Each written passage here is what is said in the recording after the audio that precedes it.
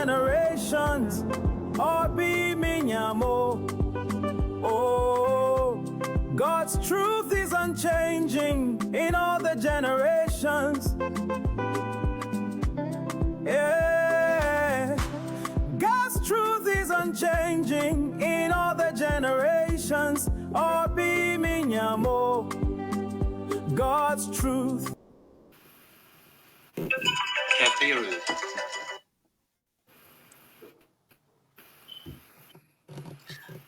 Hello, everybody. Hi, you're welcome to Let's Discuss, where we talk about practical matters that impact on our lives and faith. Today, we would be talking about a very important topic, and that topic is how do we fund our ministry and calling? How do you fund your ministry and calling? And how do we build sustainable kingdom ventures? Whether we like it or not, when you take a survey of a lot of people, a lot of Christians, I did a survey once, asked a few people, and I discovered that 10 out of 10 of them kept praying for anointing. Then when you ask them, what does your ministry need? They say money. So today we'll be looking into this topic, and I have a power-packed house today. I have Apostle Samuel Nuben. Everyone would know him. He's been around. He's the founder of the Macedonia Ministries Worldwide International, and where there is a focus on evangelism and taking the gospel to the grassroots. And by grassroots, I mean geographically difficult areas, economically challenged areas with a high percentage of adversity to the gospel. So we have him here. Welcome, Apostle. Thank you. Yeah. And we also have, my mentor as well, Pastor Dorcas. A lot of people would have seen her a few weeks now. So she is the pastor of Christ Way Baptist Church. She's a mentor, a prayer warrior, a woman of the word, someone with a passion, not just for souls and everything, but passion for ministries to grow and fulfill their true potential. You're welcome, Ma.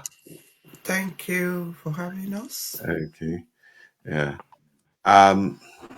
I wanted to start with you, Ma. I think in terms of, I want to start a bit differently before jumping to the solution. I wanted to ask why do ministries struggle in terms of funding, in terms of getting the required resources they need to get to the next level? Thank you. That's a deep question. Why do we struggle to get the funding?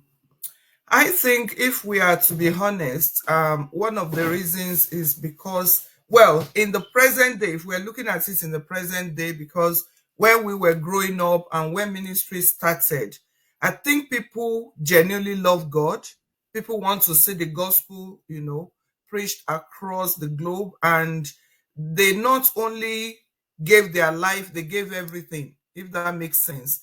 But in our today, I think there's a lot of factors. And I think one of the factors is the fact that we just have half-baked believers, people who don't understand what we are talking about. People are here to just take from ministry, not necessarily giving. And that might be because what we are preaching today is not maybe deep enough to make people understand that the relationship they have for Christ is not only to come and sit down and enjoy the benefits, but is to, bring other people in. And the second thing I notice is maybe lack of structure, because we are in the age where a lot of ministry they don't have structures. So people like who are, people who really want to see the work done, they don't know where to go. I don't want to give my money to just a person. I want to give it to the ministry, and I want to see it do what they said it would do. So the ministry kingdom generally, I mean, let's put it the churches or ministries or missions, they will lack integrity these days. And so when you want to raise funds, people have already, spoiled the places, people have messed up, and it's difficult to convince people that what you are going to use the money for is going to be the ministry. And also, like I said, we don't have structure. If you are asking me to fund your ministry and you are giving me your personal account, I probably won't, I won't answer you. So there are a lot of factors like that people don't understand. What is it we are using the money for? What the gospel means to people, and also You are giving me your personal account. I use probably won't, the I funding. won't answer you. That's what came to my mind. Okay. Thank you, ma. You've listed a lot of very interesting things that. Is everything okay with the live? Because I can't at the point I couldn't hear again. Okay, I think towards the end the network just dipped, but it's still fine. Yeah. Okay, maybe people should type if they are hearing or something like that. Yeah. So please, everyone, type if you can hear clearly. Can you hear me? I can hear you. We can hear you, sir. I lost her audio. I couldn't hear what she was when she was about to conclude. But if you can hear me, that's fine. Okay. Yes, we can hear you. Is it my turn to contribute now? Because I can't hear you from here too. Okay. Yeah. So people are saying they I can don't hear really know all of what is the us. problem with the Maybe check audio. your audio, sir. It could be something Check from your your audio. setting. Mm. So I'll send you a message so that you can check your audio. Yeah, those are very interesting points that you have raised. Um, the, I also wanted to maybe just push forward. So I'll send you a message so that you can check your audio.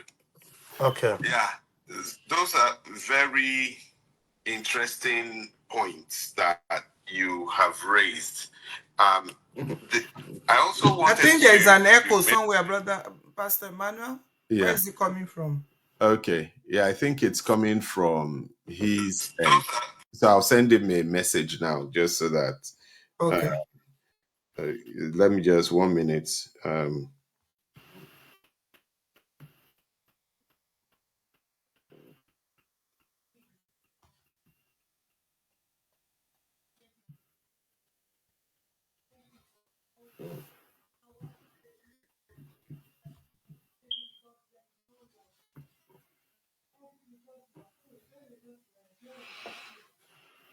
Okay. So I've sent the message. Yeah. One of the things that you mentioned, I just want to tease a bit, is that accountability and ownership. Because a lot of people would say, um, yeah, okay, so yes. A lot of people would say, I need money to set up the structure. And without having the money, it's difficult for me to even set up anything. Um, I wanted to ask the question because I do see a lot of people who have needs who say they need XYZ.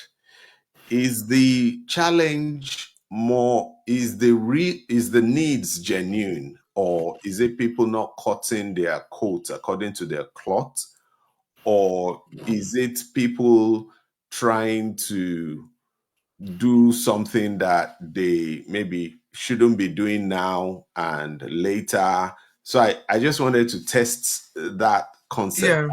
Yeah. That is it true? Yeah. I think um the needs are some needs are very genuine. But like I said, because we don't have structure, so maybe using an example will give us the um excuse me, insights into this.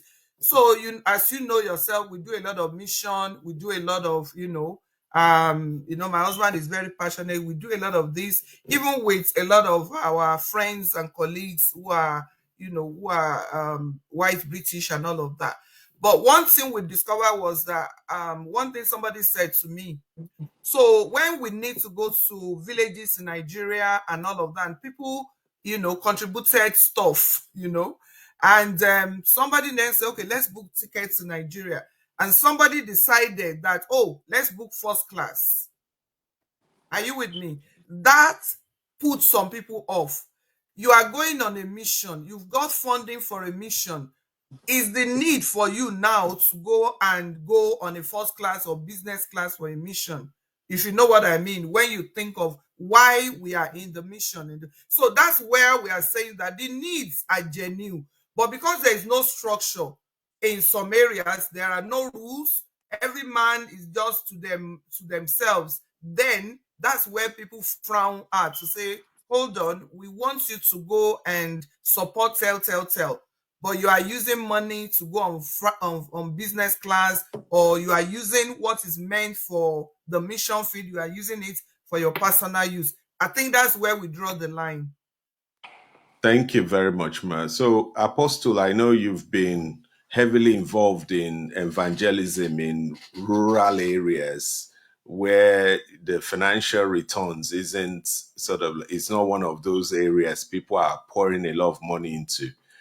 I would just like to get your thoughts on the topic as well. Okay. Thank you, everyone, once again for connecting to this very, very important discussion. And while I was sitting and I was meditating about a lot of things, I had a lot of things to say, but I'll start with saying this, that I was in the midst of, in fact, my mission work was merely in the central aspect where the Muslims dominate. And I'm not saying it to raise them as a point of concern, it's just the geographical location. And that also helped me when I went to study a diploma in civil law for 2 years. One of the course was general jurisprudence of Islamic studies, and then another one was Islamic studies at the core. When I studied and see how they operate and some of the things that they have been able to put in place, and I remember that I was in Niger Republic, and I saw how they invested so much to empower their local missionaries. But in the Christendom, it's not the same, because Christians will tell you they have to be led before they can support your ministry. But in Islam, it is one of their pillars that you must support. So it is not the issue of being led. It's the issue of this is what you got to do. So why a lot of ministries today lack support, I'll tell you, very simple. The man at the pulpit is ignored. The sad reality of ministry today is you are doing so much to reach out, to expand the kingdom, and to create awareness, and people don't pay attention to it. But if you make any slightest error, the people will come after you. We have ignored the man in the pulpit. We don't care about how he survives. And so that has drastically affected the flow of the supernatural.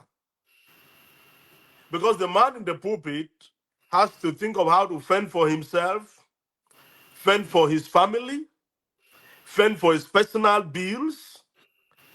And then after doing all of that, you still expect him to receive and give you. It's not possible. I met a pastor who comes on a Sunday, he preached from daily devotional. That's because throughout the week, he has to figure out his life. He has to figure out his bills. As it is now, as a pastor, a lot of pastors are even afraid, even when they have a lot of money to do some kind of flashy things. Why are Christians comfortable with pastors that looks like men who are wretched. What is the issue with Christians? Not now. The question is, why are Christians not happy when a pastor looks good? Why are Christians not happy when a pastor has to use a private jet? Why are Christians not happy? Or maybe they want us to return back to the era of church rat. So there's a lot of issues because number one, I've traveled. I remember what I've been through in the plane. I remember you want to catch up to the next flight to get to the city for a program, and then your flight is delayed for like 6 hours, and there's nothing you can do about it. And then with all the stress of luggage, you put in your luggage, and then when I got to Liberia 2 years ago for missions, the plane I took from Germany landed at this place at Togo. So from Togo, I connected a plane there to Monrovia. My bag was left in that plane. They didn't transfer my luggage to the plane that would take me to Monrovia, my final destination. So I arrived Liberia with only the handbag I had. All my laptop, all my bags, and everything was trapped in the plane. And I started communicating with them. I said, please, I need my bag. I started using one cloth to preach. It was the local natives in Monrovia that started going to the store and said, we need, man of God, to have a change of clothes. All my clothes and everything was trapped in the plane. And I got that back the final day of the program. That was when I got home. So I did not even wear any of the clothes. If I send you my picture, my photo gallery from Liberian missions, it looks as if I'm just wearing one cloth each day. And Yeah. then some of it that I had to change, Sorry to it was not. Yeah, interrupt. I wanted to focus on the question because if I know, like I said, there's a lot of experiences you had, okay. but we want to make sure we, really punch the topic so that Give people the can, punchline yeah, so that people can really draw to the understand. inspiration. Because you're Yeah. right, there's a lot of frustration due to the misunderstanding. Yeah. Yes. There's a lot of misunderstanding from the perspective of ministry, even though I know that the clergy has to be blamed too, because we also caused the problem. When we are caring so much about how we look and how our family look and neglecting the needs of the church. So there's a lot of things. This discussion, if we want to have this discussion, is like a 2 month series to start from the beginning and then see where we missed it, and then now begin to reorient people that listen. And most of the people that they are going to have a lot of issues because number one, they've been led to sow into people who are not actually doing the work. They've been led to give to the wrong sources. And at the end of the day, they saw themselves as being duped. And the sad thing is that most of the Christians I've met who told me that they've been taken advantage of by the false or by this and that, the problem starts with you first. So if you want to, if we want to resolve the issue of resources in ministry, there is need for church, for the pew, to have compassion on their leaders. Jesus was able to do the things he was doing because there were women who devoted their resources to ensure that he had what he needed. As a man of God, if I stay with the Bible, if I stay with other reading materials from Monday till Saturday with serious prayer, and I come out on Sunday, you must experience the supernatural. So, in essence, the supernatural is gradually dying because there is not enough time to invest into this virtue, to develop this spiritual muscle, to give the people what they need. And Yeah. it is because the people are technically neglecting those who are supposed to be coordinating these things.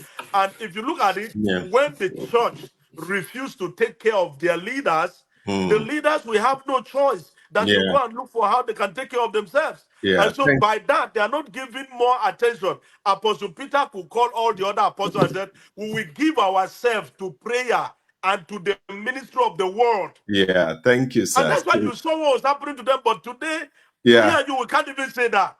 yeah. So one of the things, so you've raised a lot of, very interesting points, and I want to throw this as well to, Pastor Dorcas as well, because you've raised a point about a lot of people being disappointed, a lot of people being disillusioned because they have given to the wrong thing. So because this discussion is two ways. It's for us to understand how to fund ministries, but also I believe there are some people who have their own ministries here. People, maybe the gospel music people, some evangelists. I know someone as well who is who takes care, mentors people, and things like that. So the question is, and I would ask you, is two ways. How does one identify the right ministries to, or the right bodies to sow into? And how does one test that what one is doing as well is the right thing? I don't know if that makes sense. That Hmm. how does one test that what one is doing is genuine? Thank you for that question.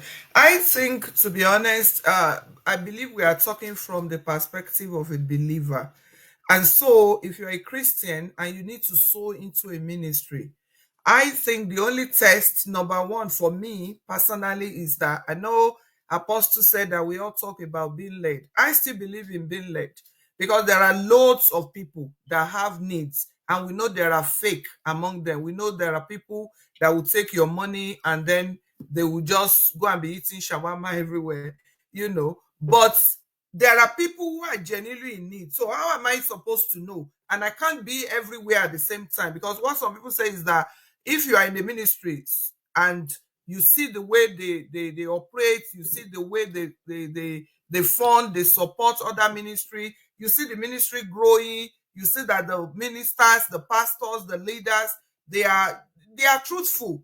You can see that they are men and women of integrity. What they say, when they say go, it is go. When they say yes, it is their yes. Of course, you want to trust them. That element of trust, and you can see what they are doing. They're not hiding it, if that makes sense. But in the situation where people just come to you and say, oh, I've invited a man of God, I don't just sow. You cannot just carelessly sow, because the money I have, the money you have, or anybody have, we are also stewards of that resources as well. Even though we might say it's our money, it's not really our money, it's God's money. So before we go ahead and become, because I think Apostle also mentioned that some people have been taken advantage of. Some people have stupidly, like foolishly, just spread. They were just, without even, they will say, oh, because a man of God came to our church and was telling us stories about how he raised the dead, how he did that, and they begin to just say, okay, who can give 1,000 pounds? I'm sure you were there. It's happened to us before, where somebody came and said, if you give 1,000 pounds, I will give you a prophecy. I don't see that is being wise, if you know what I mean. But genuinely, we are all members of the kingdom. Money money is needed to run even this small, even this unbox praise that we think is online. You know how much you have sown into it. So when we connect with people in their ministry by prayer and by studying them, or we benefit from what they are doing as a ministry, I think then we can sow, because we know that we can see the results of our sowing. So that's where, for me as a Christian, you need to know what that ministry stands for. Don't just take people by what they say. In the past, it will be okay, but these days, I don't just say because somebody is saying something, you believe. You need to test their work. Okay, where is the place? Where is your website? Where is the work you have done before? And so on and so forth. So integrity as a Christian, and discernment of spirits as well. Because if we start to tell story of how they have frauded people, they have scammed people in the name of doing ministry, it will be alarming. And so we need to take caution. But above it all, when you have the love of God in your heart, you cannot see someone suffering beside you, whether even it be a minister or it be even a church member, and you are not going to do something about it. That's the way I will talk about Okay. that. Yeah.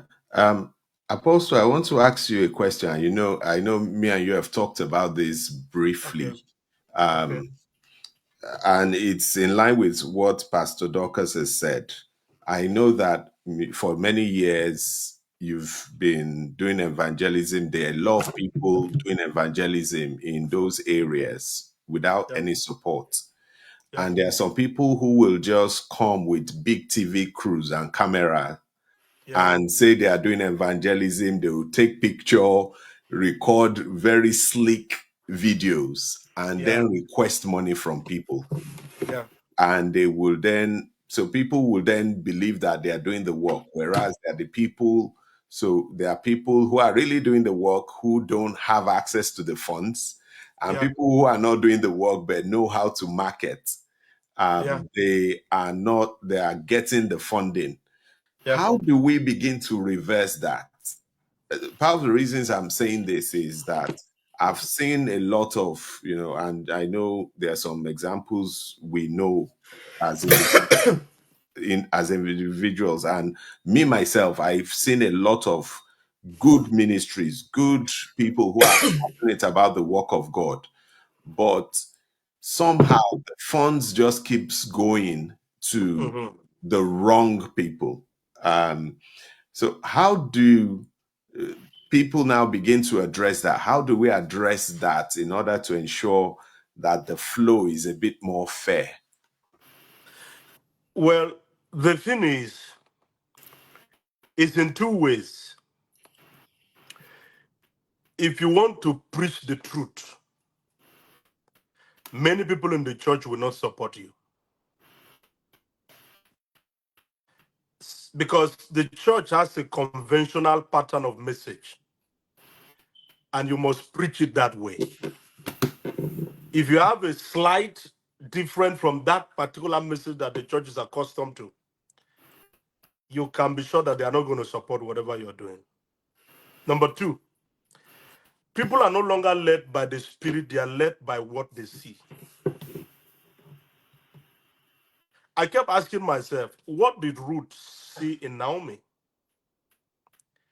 That she said, your people are going to be my people. Where you die, that's where I want to die. Where you go, that's where I want to go. This is a woman that have lost their husband, lost the two child, probably sold her property back home, and now she has to return back. One time I was talking to a young man. I said, if Elijah the Tishbite were to be in this generation, will you want him to be your mentor? With all the array of men of God that we have on earth today. Okay, let's even say if John the Baptist that we read so much in the Bible, where was his favorite place of staying? In the bush, in the desert, eating wild honey, eating honey and wearing wild coat of skin. So people today are not discerning. And there is what today people give to ministries because they want to be recognized and eventually have a relationship with big, big names, not with the big God. That's So it makes it very difficult for okay, I have a friend. I will tell this story. I think if he comes across this video, he's going to laugh. He said he said he doesn't have a car. So anywhere they invite him to come to preach, the power of God will move and so many things will happen to the people, and he will feel that God was in this place. But when he's leaving, because he didn't come with a car,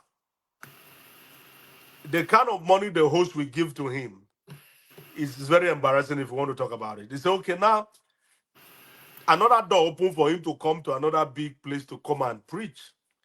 What did he do? He went to rent a car, rent a briefcase, rent security, went and rent Agbada.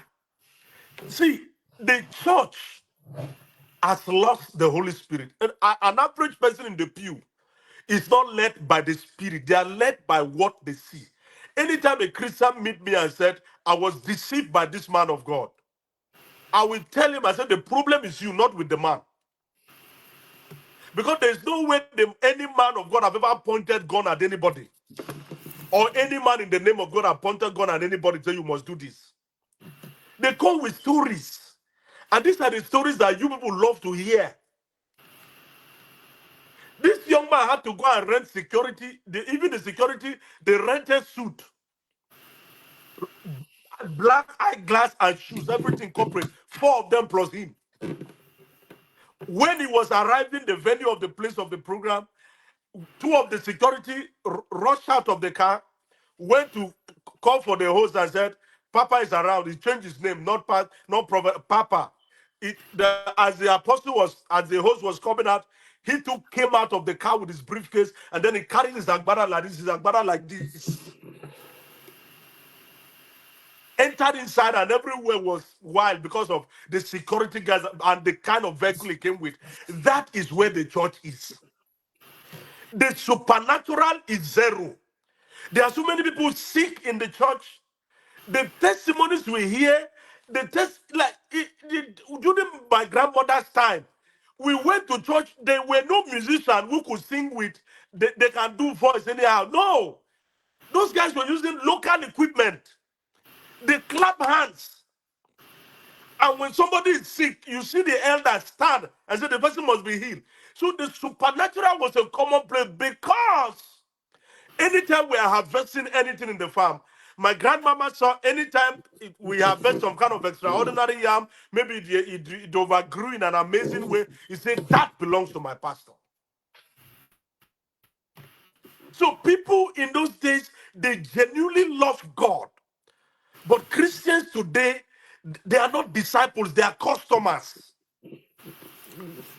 There's something they are looking for from you. There are Christians, as I'm telling you now, they know how to take advantage of men of God. So instead of us having disciples who genuinely love God for God, not because of what God is going to do for them. I was in a church in Atlanta. They tell me I should come and collect offering. I say, I don't give offering today because I'm expecting harvest from God. I give it because I love to see the kingdom progress, and I don't care about the harvest. So that discernment is out of place. People are not led by the Spirit. They are led by connection. They are led by name. They are led by the cathedral. In fact, if somebody goes to a place where the people are only 6 and he experiences God, he will not want to make that place his permanent altar. He would rather go to a place where we meet 6,000, 7,000. He's Yeah. looking for a husband. He's looking for people that can give him contract. He's looking for some kind of connections. So the whole purpose of our spirituality is dissipating on a daily basis. Yeah. Church has become a place where you bring in customers, not disciples. And that adds to the challenge. So how do people now go about it? Because like you have rightly said, and I like that line, that the church is, many people in the church now are customers, not disciples. So how do we begin to address that? I know you are coming on to that, but I just want to focus the answer on that because I'm sure a lot of people are waiting that. The first way to address that is to kill the gospel of prosperity. Serving God is not transactional. You don't give to God because you want God to give you. The gospel of prosperity must be killed. If it's not killed, then there should be a balance to it. Then, secondly, we must return back. Now, the ministry of the teachers is needed more than that of the prophets. Let me tell you the truth.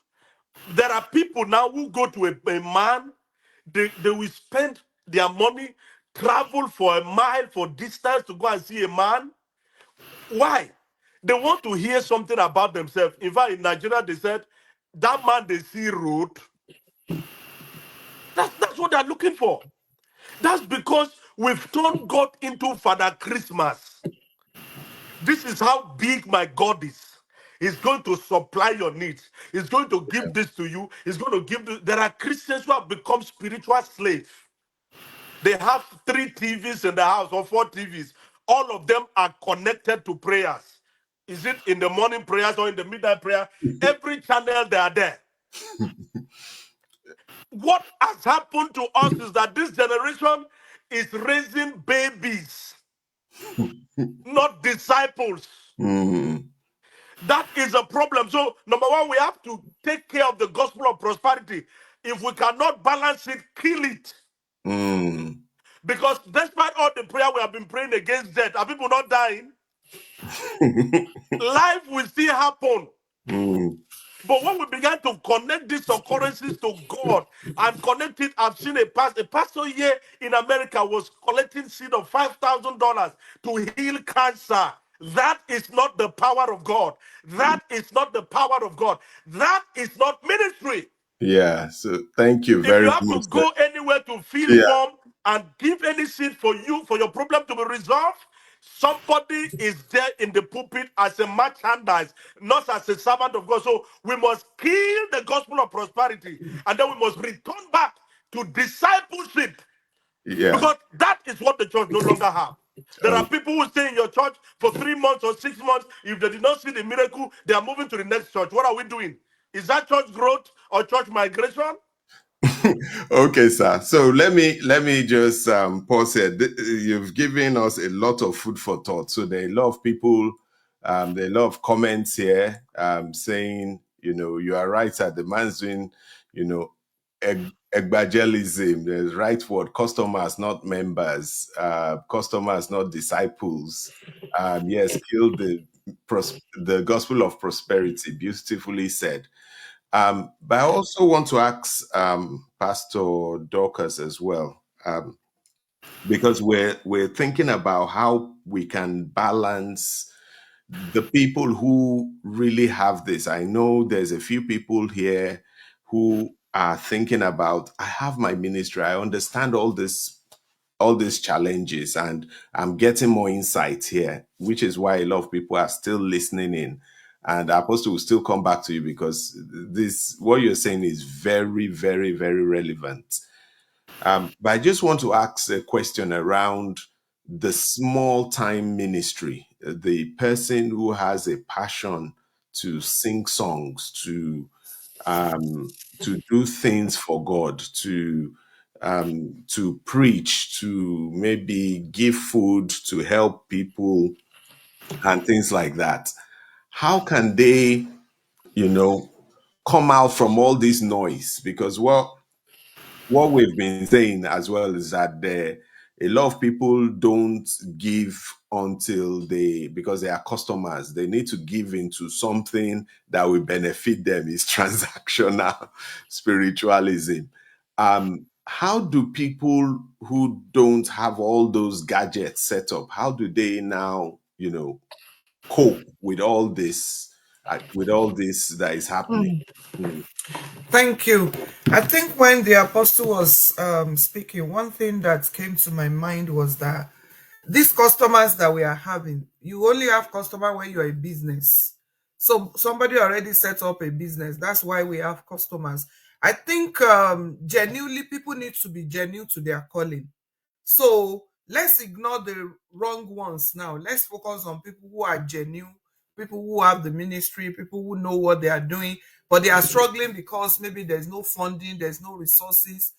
I think the first step, based on what we have seen that actually works, is that everybody can start small. Everybody can do. I think sometimes ago, my husband used to go to the city center and he would gather some homeless people because we don't have money, we don't have accommodation for them. We gather them and take them to McDonald's, and he would just sit around the table with them. And homeless people look dirty, right? They look dirty, they look unkept, they look smelly and everything. But you will still go and gather them. People will be like, why are you bringing them here? But they are human beings. And gradually, like that, what I noticed was that I was able to make friends with some of them, and they were able to open up to him, and so on and so forth. So whatever this our calling is, I've said this, I think me and you discussed it before, that When God calls you, let's be honest, he has a purpose for that calling. And God is not a beggar either. He has the resources. But the only thing is that you that is called, are you connected to God? Are you connected to that source? Because it will guide us, it will order our steps, it will surround us with the right people. So for me, the only thing I can say is that if we too we are true to our calling, let's be genuine. Let's start small as well. And then let's begin to pray that God will connect us to those right people. Because sometimes we too, as ministry, we might have an eye on somebody that, oh, this is the person that could help me. Maybe because the person drive big car or the person work in a larger place. If that is not part of your ministry, they will come and waste your time and they will come and lord it over you. But when we take it small and we are praying and people are seeing the impact one day at a time, and we have the Holy Spirit in us, He's not called you to punish us. The Bible says he will not owe any man anything. He has not called the children of Israel to serve him in vain. So we should stop comparing ourselves as well to all the bigger ones or the ones that have failed or the way somebody is doing their own. When God called you, when you have that leading, what has God given into your hand? What did he ask you to do? Who are the people he sent you to? Because in obedience, for me, 100% obedience is the first thing to do. When you obey, God will begin to open those doors to you. It's not promised that there won't be suffering on the way. He has not promised that it's bread and butter all along, because I think that's where people are missing it. You think, oh, everything has to be rosy. I want to wear suits like apostle. I want to drive G-Wagon like that and that. But people need to start small, take a step of obedience and keep going. And then God will send the right people your way. It might not be immediately, but as long as you are in connection with the one that has called you, something will start to happen. Yeah. So I want to thank you very much, Ma. I want to throw a few things as well, and I'll open it up to you and Apostle to respond.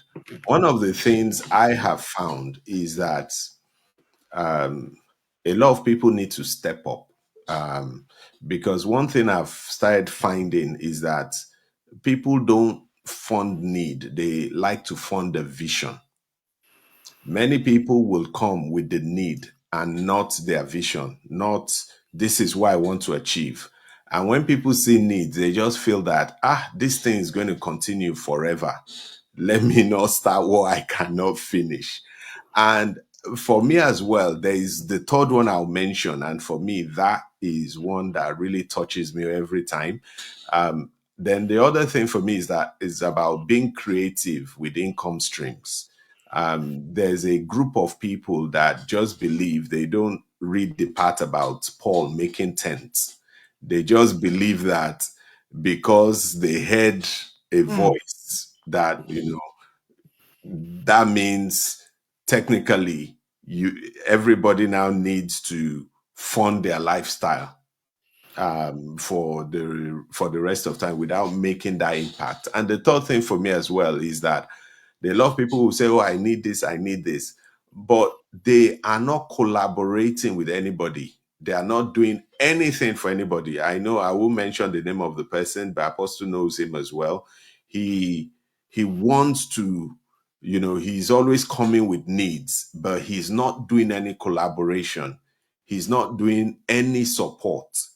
And so as a young or as a minister, I think those three things and what Amom said, they're so vital, because if you are not supporting or doing something to help others, and for everything has to be about you, I think you would have to walk a long journey alone. And the part about creativity, and so those are my own points. Just want to throw it out there. Apostle, I want to ask you that question as well, that what do you think has, in your experience, been holding people back? I know you've mentioned one point about the Ministry of Prosperity. So do you want to continue with that, or do you want to just hammer on, for people who are just starting ministry, people who are small, people who have like a ministry in music or something, what do you see has been holding them back from getting what they need? Okay, number one, When you want to become a doctor, what do you do? You go to medical school, When you want to become a lawyer, what do you do? law school. Yeah. And even after you've gotten the law degree and all those things, you look for a chamber to work with. It is only in Christianity people will sleep and have a dream that they lay hands on somebody and headache left, and they are qualified to stand on their own.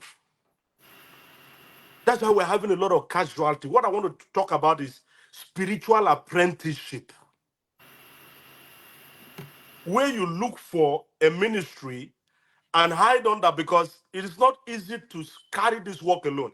I had a man of God say a statement I will never forget. And that statement is not biblical, neither is it scriptural, but it's technically correct.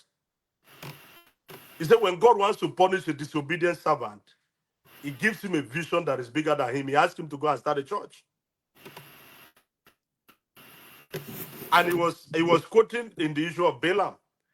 When Balaam has gotten a vision, don't go, he went.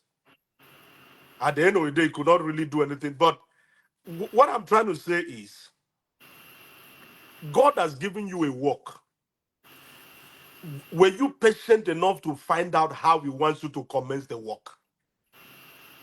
Because it is not enough to go to Egypt. You must ask for tools. You are sending me to go to Pharaoh to go and say, leave my people. How? How will he know you sent me? So there are tools. And so when you receive a lot of confirmation for ministry, no man should be able to lay hands on you and just push you through that into ministry. Nobody should call you into ministry. If you are convinced of a call, it means you are beginning to learn. Go and get yourself a study of understanding biblical doctrine. Start somewhere that you can learn first. You need wisdom. After you've gotten that wisdom, look for somewhere to serve. Serving with another man will give you serving with another man will give you, you will see what you are doing under another man. If you are even empowered enough to stand alone. So there are a lot of young people going into ministry. You are going into suffering, and you are not suffering impatiently. You are suffering foolishly, because that is not what you are supposed to do. There are a lot of ministries that people are receiving these days. You can fulfill that ministry under an established ministry. But a lot of people, they just want to be on their own. They want to be the general overseer, even when they are not overseeing anything. That's a problem. An average young man today or young woman today floating a ministry doesn't have a degree in biblical studies. If you go and check his relationship with mentor, with other people in ministry, you will see that it's either he went to somewhere and caused trouble, got offended, and then now he wants to start. So spiritually, see, spiritual things are not handled in a hurry. Even when God says go, it means you should wait and then get clarity. In the issue of John the Baptist, the Bible said he was in the desert until the day of him appearing and showing for himself. So we Yeah. have a lot of people going into ministry. They don't understand spiritual protocol. They don't understand patience. Some of them, they got offended at the existing ministry, and that is enough reason for them to stand on there. That's why there's a lot of chaos. There's a lot of young people that are being buried because they are carrying a burden that they don't understand how and where it came from. So That's if you're a young person in ministry, listen to me. I want to tell you three things now that are very important. If you've received a vision, if you've received a mandate, like the woman of God said, starting small is good. But why not start small with somebody? Look for somebody there is always somebody that looks like the future you are envying or you want to become. mm, Go and serve. Elijah told Elisha, if you see me go up, the mantle will fall. Many young people are leaving their masters without receiving the mantle. And I don't mean to bring spiritual complication here. Yeah. What I mean with mantle is look at that scripture. There's a lot of lesson to learn from these scriptures. Yeah. Elisha started following Elijah, and if you look at the comparison, if you compare the both of them, Elisha was more older than Elijah. But what was he doing? He was pouring water on the hands of Elijah, and you know what that means. And then when it was time, Elijah said, "I'm going." Fine, let's go. They started Gilgal first, Bethel, Jericho, Jordan. Some young people would have turned away. I know a lot of young people who turn away from their masters. One of them called me 3 months ago. He started with me, was serving under me, but we hit the wall. There was no way of going back or going forward. And he returned back and left me. And that day I learned a very tough lesson in my life that every man can stand on the ground, but it takes courage to stand alone. The same young man, after 15 years, he called me back and said, if I knew, I wouldn't have left at that time. So if God is calling you to give you a work, there is nothing you are coming to do in ministry that is new. Yeah. You are still going to start with opening prayer. You are still going to call people for worship service. You are still going to call for testimony. You are still going to call for word. So be patient. Go under somebody and grow your muscle before you Yeah. declare to stand alone. Yeah. Oh, sorry, Apostle. Because of time, I think if we can Okay. accelerate the other 2 points, so Which that other one? you started that there are three things you want people to note, Fine. people who are just coming up. Yeah. The first one, get a study to understand the Bible. Number one. Then number two, after you've studied that Bible and you are convinced that you understand what you'll be telling the people, because the pulpit is very powerful. The second thing is spiritual apprenticeship. Go under somebody and serve. Serve that person until that person releases you with a blessing. You don't have to cause trouble because you want to leave. No. Served, and then when it's time, you tell the person, said, I am led. This is what the Lord has been laying my heart to go. The person will pray for you. Spiritual apprenticeship. And then the third thing that you have to do before you even start, get a job. Because every work starting, it is your sweat. People will only come to support the work when you've paid enough sacrifice to Yeah. make it visible. Yeah. Yeah. Get a job. Mm. Don't go into ministry. The money you should have used to invest into ministry, getting a space, go and establish yourself economically. That's so true. No, thank you. Hope everyone's benefiting from this session. I wish we had more time, but we Yeah. have less than about 7 minutes to go. So just want to get your views, Ma, in terms of the last three things you would want people not to forget from this session. Three things that you want people to, hold with both hands and run with. I think I like people to go and reflect about the customer and business thing as well, because the truth of the matter is that even you that you are starting ministry, are you really a child of God? Are you really connected to God? Because we most time make it sound like God is just drop us in the middle of it and he left. That's not correct. We have to be connected to the source. Is the source of everything. And the second thing, I will also borrow from what Apostle just said in the last one, that go and establish yourself economically, and also be appreciative of the little that people do for you. I think some people take it as like automatic rights that people have to come and support me. Like if you have a sister or brother or somebody and you are doing ministry, you automatically believe that they have to come and support you. No, it doesn't work like that. So we need to be connected. We need to start, pay the sacrifice as well, and don't waste resources. The little you have, don't waste it, and also be appreciative. Let's be grateful when people do small things, because it's not only about money as well. It's not only about money, it's about our attitude, it's about the support, it's about the people, the network around us. Let's show that godly character. Because at the end of the day, the kingdom or the ministry we are talking about, who is it for? Is it for you or is it for God? So let's be responsible Christians and let's respect God in everything that we do. Yeah. Okay, thank you so much, Matt. Thank you for coming. Apostle, as well, in 2 minutes, 3 things you want people not to forget from this session. Now, it is a beautiful thing to be called to serve humanity. It has a lot of rewards, beautiful rewards. If you are sincere about your calling, it will stand the test of time. Don't come into ministry because you had a dream. Don't come into ministry because someone encouraged you and said, oh, there is a call of God. No. Because you are going to meet things along the highway of ministry that it takes the conviction of vision to stand the test of time. So you have to be sure of the calling.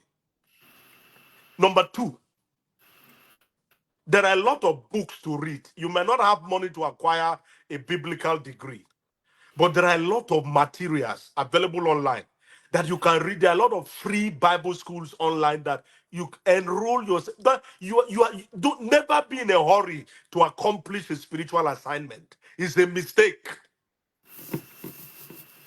You are the one in a hurry. God is not in a hurry. Once you are sure of the calling, empower yourself for the calling. Polish yourself through materials. And then the final thing is never rise in ministry through the pain of another man. Mm. Oh, man. Anywhere you go to serve, no matter the issues you have, then make sure you lock that door peacefully. Because one day, the reality of ministry will demand reference from that particular door you lock roughly. So be sure of your calling. Polish yourself and prepare yourself. And then go for spiritual apprenticeship. Serve until you are released, blessed. So that by the time you go and you have issues, you can always run back and say, how did you solve this issue? There are so many things you are going to meet in ministry. 40 days fasting and prayer will not solve it. Even if you sleep in the mountain for 5 years, it won't solve it. But one sentence. Mm. One sentence, there are people I call, after I talk to them, they say, I don't need to pray again. Okay, thank you very Oh, much, man. sir. I have Thank to stop you. here. Yeah, no, thank you. I wish we had more time, but we are really at the sort of at the Let finish me line. pray. I have to pray now for 30 seconds. Okay, wait. Everyone Before you on pray, this sir. call, Before you pray, I want to. So let me conclude. Then we'll end. With a word. So I want just everyone to the two things I would leave. Is that please make sure you go back and watch this session from beginning to the end. There's so much nuggets in here that it would save you years and years of frustration. So please make sure you tune in and rewatch it. That's my first thing.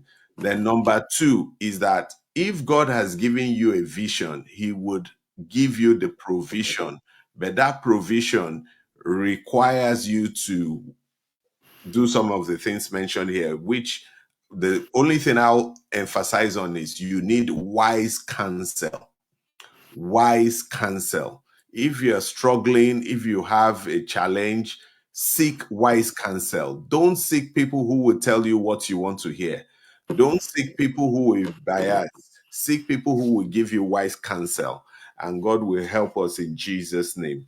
So, amen. so thank you, everyone. Next week we will continue with another session. And next week, we have a very interesting topic as well. If anybody still has questions about this week's one, make sure you reach out. But next week, we will be going deeper. And the topic for next week is how to make every day count for God. Let's not miss it. So thank you, everyone. Over to you, Apostle. We have just 30 seconds of prayer. 30 seconds just to wrap it up.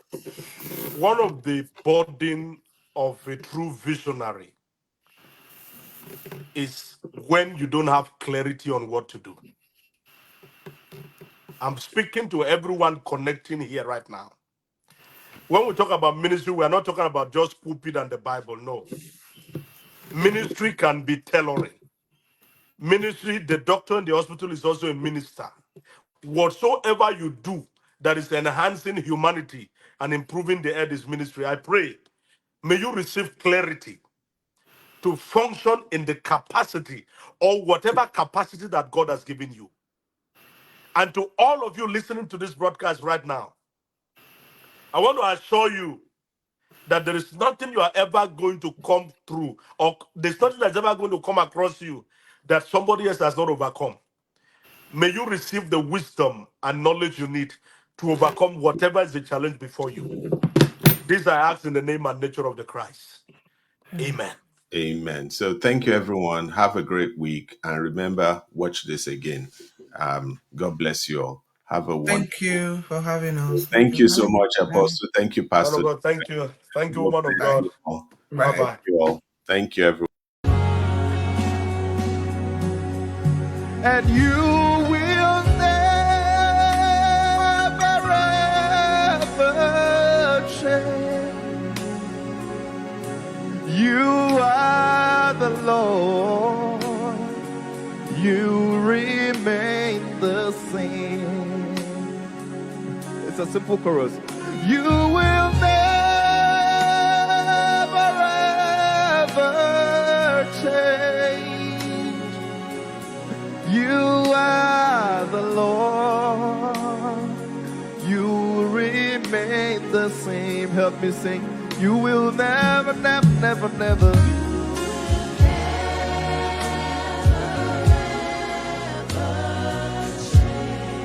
You are the Lord. Let your name be glorified. Oh, you will never, never, never, never, never.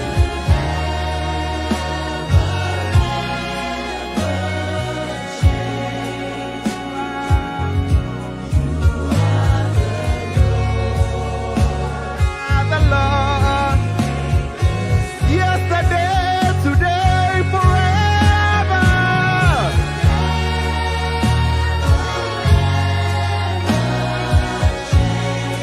You are the Lord. You will remain the same. Yeah, you will never, you will never, you will never.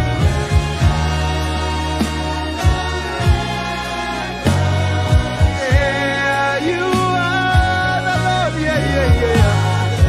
Yes, you are the Lord. Yeah, you will never, never, never, never, never.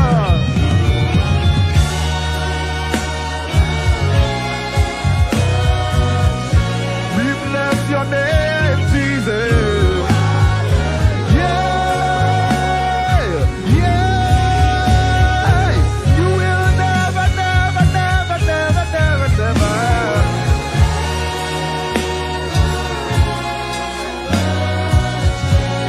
You are the Lord. Yeah. Hey, hey. So yes, you are the Lord. Yes.